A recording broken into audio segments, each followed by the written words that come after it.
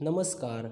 आप हमारे चैनल को सब्सक्राइब कीजिए और लेटेस्ट नोटिफिकेशन के लिए बेल आइकन को दबाकर ऑल को सिलेक्ट कीजिए। धन्यवाद। नमस्कार। तो आइए आज हम जानते हैं कि जब अर्जुन कुरुक्षेत्र के मैदान में महाभारत के युद्ध के लिए पहुँचे, तब वहाँ अपने संबंधियों, परिजनों तथा मित्रों को देख करके उनकी मनोदशा क्या हुई, इसके बारे में थोड़ा हम प्रकाश डालते हैं। तो जब अर्जुन कुरुक्षेत्र के मैदान में पहुँचे, तब सबसे पहले उन्होंने भगवान श्री कृष्ण से बोले कि हे भगवान, मैं जब तक युद्ध की अभिलाषा से खड़े इन समस्त वीरों को अच्छी तरह से देख न लूँ, इस युद्ध में किन किन लोगों के साथ मुझे युद्ध करना होगा तथा युद्ध में दुर्बुद्धि परायण धृतराष्ट्र पुत्रों का कल्याण चाहने वाले एकत्रित योद्धाओं का निरीक्षण कर न लूँ, तब तक आप मेरे रथ को दोनों सेनाओं के बीच में खड़ा करें। तब अर्जुन के द्वारा इस प्रकार कहे जाने पर श्री कृष्ण ने दोनों पक्षों के सेनाओं के बीच समस्त राजाओं तथा भीष्म, द्रोण आदि विशिष्ट व्यक्तियों के सामने उत्तम रथ को स्थापित किया। श्री कृष्ण ने कहा, हे पार्थ, इन एकत्रित कौरवों को देखो।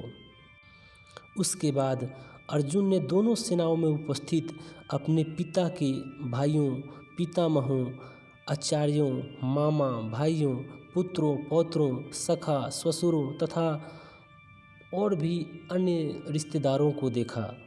युद्ध भूमि में उपस्थित अपने समस्त बंधु बांधवों को देखकर अत्यंत करुणा युक्त होकर कुंती नंदन अर्जुन ने कहा, हे कृष्ण, युद्ध की आकांक्षा से एकत्रित इन स्वजन को देखकर मेरे अंग समूह शिथिल हो गए हैं और मुख भी सूख रहा है। मेरे शरीर में कंपन और रोमांच हो रहा है, हाथ से गांडीव स्खलित हो रहा है और त्वचा भी जल रही है। हे केशव, मैं अब खड़े रहने में असमर्थ हूँ। मेरा मन भी भ्रमित हो रहा है। मैं केवल विपरीत लक्षणों को देख रहा हूँ। और अर्जुन कहते हैं, हे कृष्ण, युद्ध में स्वजन का हत्या कर मैं कोई पाप का भागी नहीं बनना चाहता हूँ। मैं युद्ध में विजय, राज्य तथा सुखों को भी नहीं चाहता हूँ। और बोलते हैं, हे गोविंद, हमें राज्य, भोग तथा जीवन से क्या प्रयोजन है। जिनके लिए राज्य, सुख, भोग इच्छित है, वे सभी अर्थात आचार्य, पुत्र, पितामह, मामा, ससुर, पौत्र, साले और संबंधीगण प्राण और धन देने के लिए तत्पर होकर मेरे समक्ष खड़े हैं। अतः हे मधुसूदन, यदि ये लोग मेरा वध भी कर डालें, तथापि मैं इनकी हत्या करना नहीं चाहता। हे जनार्दन, इस पृथ्वी के लिए तो कहना ही क्या, तीनों लोकों के राजत्व के लिए धृतराष्ट्र के पुत्रों का वध करने से हमें क्या सुख प्राप्त होगा। और भी अर्जुन अपने भावनाओं में बहे जा रहे थे और उनके मुख से क्या क्या निकल रहा था उनको खुद पता नहीं चल रहा था। और वो बोलते हैं, हे माधव, इन सभी अतताई को मारने से हमें पाप ही लगेगा, इसलिए बांधव सहित दुर्योधन का वध करना हमारे लिए उचित नहीं है, क्योंकि स्वजन की हत्या करने से हम किसी प्रकार से सुखी नहीं रहेंगे।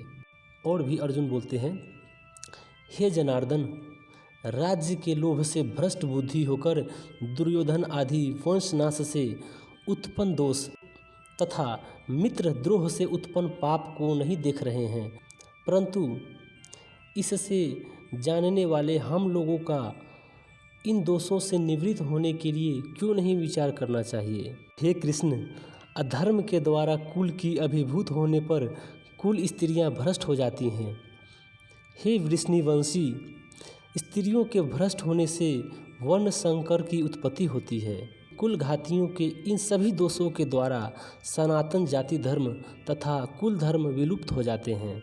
और अर्जुन श्री कृष्ण को ये भी बताते हैं कि मैंने ऐसा भी सुना है कि कुल धर्म विहीन लोगों को अनंत काल तक नरक भोग करना पड़ता है। और कहते हैं, यदि अस्त्र विहीन तथा आत्मरक्षा के लिए चेष्टा रहित मुझको शस्त्रधारी धृतराष्ट्र के पुत्रगण यदि मुझे मार भी डालें तो भी यह मेरे लिए हितकर ही होगा।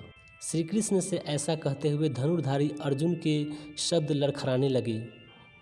उनके हाथों से धनुष छूट गया और वो रथ में ही गिर पड़े। तो चलिए इस वीडियो में इतना ही। अगर आपको अच्छा लगा हो तो इस वीडियो को अपने दोस्तों तथा संबंधियों तक पहुंचाइए, और अगर हमारा चैनल अच्छा लगता हो तो इसको आप सब्सक्राइब कीजिए। तब तक के लिए अलविदा, धन्यवाद।